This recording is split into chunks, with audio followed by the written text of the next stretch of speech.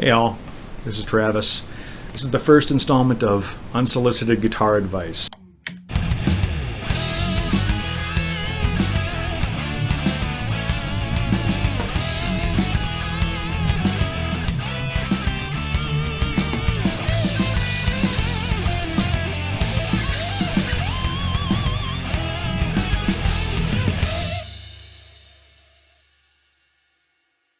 Today I'm going to be going through warming up, hand health, and I guess for beginners, kind of learning how hard to press the strings and why not to press them too hard.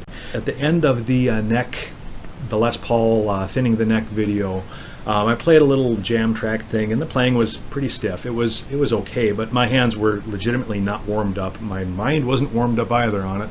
I left it because the playing was fine and I didn't feel like reworking it, but it did bring to mind that I do need to, A, for myself, pay more attention to this, and B, probably do a little bit of a lesson on this, because people often will ask about this sort of thing. How do you warm up? How do you make sure that you don't burn your hands out when you're playing? Beginner guitar players very commonly have this issue. First off, I'm going to introduce just a couple of concepts here, one being the kinetic chain. Kinetic chain is just a term to describe the joints between movement points. So the kinetic chain for guitar playing would probably be considered between your shoulder and your fingertip. So then all of this is a combination of joints, muscles, tendons, ligaments, etc. that move while you're playing guitar. There's some amount of it actually that probably goes back to the spine when you really think about it, between shoulder blades and shoulder joints. So I'll just start off with my regular guitar playing position.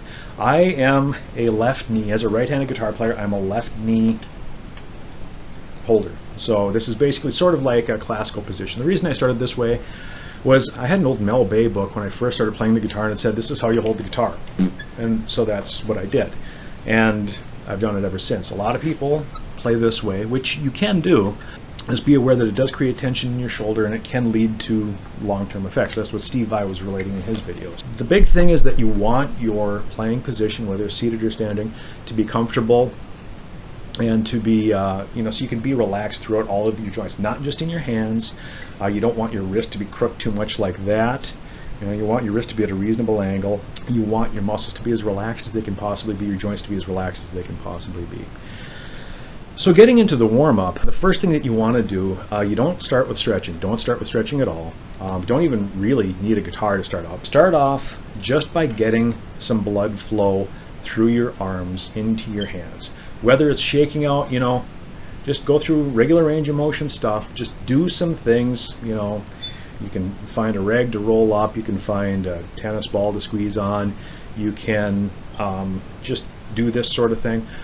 You can do jumping jacks. You can go take a walk, but you will just want to get your blood flowing before you start doing any of this stuff. And you want to get some blood flushed through these muscles in your forearms, especially through your forearms and into your hands before you start doing anything else. Then go straight to your guitar warm-up. This is where, on a day-by-day basis, when you're warming up, you recalibrate how hard you need to be pressing the strings. And if you're a beginner, this is where you initially calibrate how hard you should be pressing the strings. When I gave lessons, I had a fair number of adult students.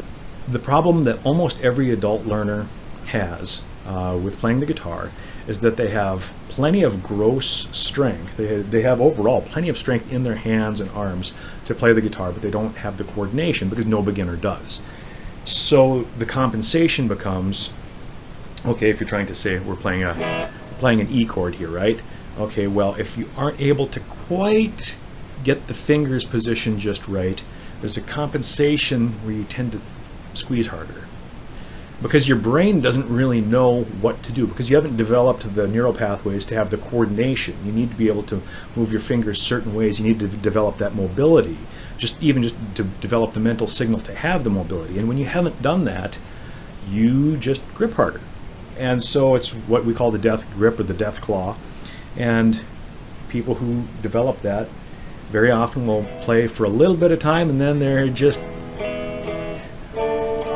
pulling things sharp, and then their hands get tired and their forearms get tired, and they don't play for very long. And so then it just sort of doubles back on itself, and they don't develop a good sense for how light your touch can be, particularly on the left hand. And this is just the 4-fret warm-up. So you just put First finger on the first fret, second to the second, third to the third, fourth to the fourth.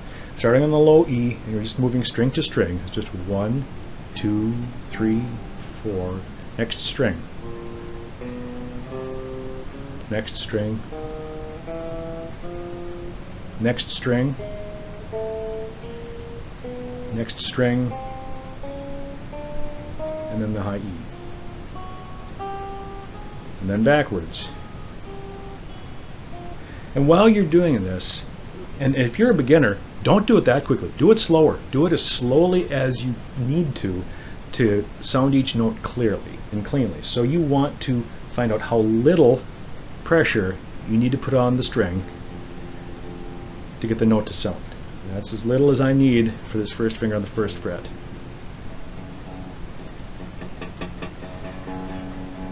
So there we are with the second.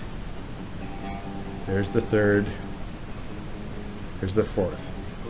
Eventually you can build up some speed on that. A variation on that is just moving up and down the neck. So this one actually I was taught by my guitar teacher when I was about 16.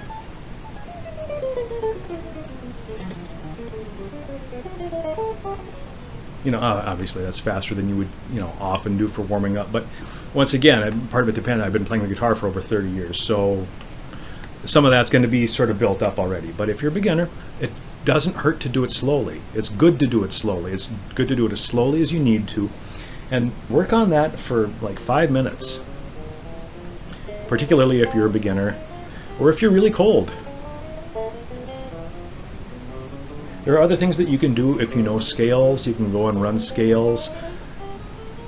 But you want something that you can vary the speed on, where you aren't trying to perform something. You aren't trying to perform a piece. You aren't trying to, do that sort of thing. All you're doing is making notes happen. And you're recalibrating how hard you need to press the strings to make notes happen. From there, once you've gone through that whole thing, then you can start stretching. Then is the time to start stretching things out. And stretching isn't just for fingers, it isn't just for hands. You want to stretch from your arms, through your upper arms, from your shoulders. You want to stretch forward, stretch your back, stretch your pecs, stretch your arms out like that. Get a good stretch through here, because the shoulders are important with this. And loosen things up. You don't have to, you're not a contortionist here. You don't have to do things crazy, but you want to get just a good stretch and get things sorted out. And through your forearms, good ones to start with are just pulling your fingers back, holding your hand in front of you. Supinated and pronated are the terms. But so you basically do that. Just feel the stretch through your forearm. Feel the stretch through the top of your forearm. These muscles are incredibly important for playing the guitar. They're as important as the muscles that are in your hands. The reason being that if you go like this, if you go take your fingers out, you can feel that the muscles in the back of your forearm have a key role in pulling everything back. Same thing with the muscles on the inside of your forearm. And actually, if you hold your fingers relaxed, I'm not trying to move the fingers of my left hand, but just by applying pressure, I can force the fingers on my hand to curl up. So you can see how all that interconnects. So you want to make sure that you're stretching everything that is interconnected. Now, as far as your fingers go, this is where it gets weird with me, admittedly so. You just want to open up your hands. Your fingers probably won't go back that far, but you want to stretch the muscles in the hand. Just stretch them out. Once again, you don't have to be some sort of a circus freak like me. You can just do it normally. Thumb, I know, yeah, see. Woohoo, yay, woo. Both hands. Just because your right hand isn't fretting notes doesn't mean that your right hand isn't needing to be stretched out. And then, particularly with these, you want to loosen up the muscles in between these bones here. These will tighten up on you, and they will cause you to, once again, carry more tension through your hand. And that's really what we're trying to avoid, is carrying tension through your hand. So So you can open that up, and then once everything feels a little bit looser, you can go through and then start doing some playing, and then everything should start feeling a whole lot better. Now that's only been a few minutes, but just that makes a difference as far as how light and fast I can play the instrument. From there, a lot of it can be grouped in with what you want to do for a mental warm-up. You know, it's not just enough to get your hands ready. You need to get your brain ready if you're going to be actually doing something of any sort of consequence. So with that, I recommend just playing through part of a song. You know, warming up your right hand, also important, and this really only warms up one form of picking, and if you're doing lots of other types of picking, you're probably going to want to warm up your right hand as well.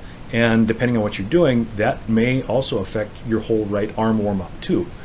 So you know, keeping those shoulders free. You know, if you're doing a lot of sort of strummy sort of stuff, that you know can affect your whole arm. Or if you're an acoustic player and you're doing that sort of thing, you know, just strumming across the whole guitar, that will definitely make a difference. So you want to make sure that that's warmed up reasonably well as well.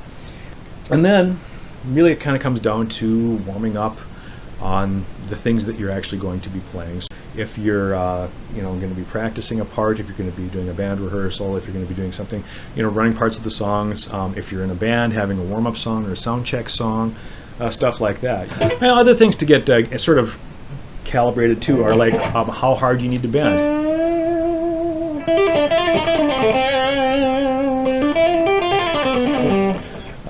Getting used to this guitar, for example, this has a floating tremolo, so when I bend, I have to bend a little bit differently because it'll pull the bridge forward a little bit, so I have to bend a little bit farther to, you know, accommodate the bridge actually pulling forward. You can see the whammy bar wiggle when I bend the strings. That probably sounded awful. I don't care. But that's basically all I have on warming up. Other things to consider are rhythm guitar, you know, keeping things light, practicing light. Bar chords are another one that really throw a lot of people over the course of, especially over the course of an evening. If you're playing 4 one-hour sets or something with the band, you can really just tense up playing bar chords. So you really want to work on keeping that only as heavy as you need to be playing. There are situations where leaning in really hard can be really cool in some styles of music, playing some types of things. But you want to be able to control when you do that. If that's your default, then you're just going to be muscling through every performance, every gig, every recording, everything you ever wind up doing. Everything's going to be just really tight.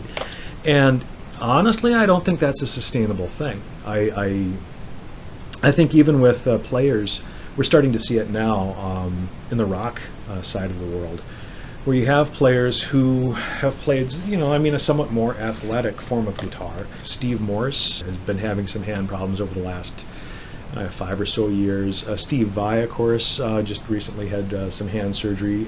The late Edward Van Halen had to have some surgery on his hands. I believe Tony Iommi had some work done on his hands. You know, it's a pretty common thing. You know, time gets all of us eventually anyway, but trying to avoid losing facility on the instrument early is probably preferable, and I would just as soon not be getting hand surgeries when I'm 55 years old to retain what level of playing ability I have. So with that, I'm out. Takeaways. First off, warm up your arms from the shoulder to the fingers. Get the blood flowing. 2, do your guitar warm-ups so you can calibrate how hard you're actually pushing down the string. 3, do your stretches. Stretch everything out and stretch incrementally as you need to. If you feel tension starting to come in, find ways to alleviate the tension. That is really pretty common sense, but a lot of people don't do that, rather than trying to fight through the tension for hours at a time. If you have any questions about this, or if you say, this is stupid, you shouldn't warm up, or you know, whatever, you can leave a comment, or you can hit the subscribe button, or you can do the like, or you can hit the bell thing. I'll leave it at that. So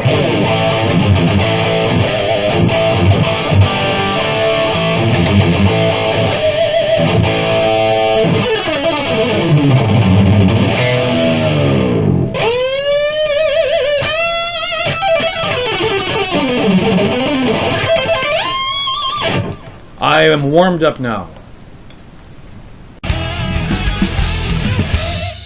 Who asked that guy's opinion?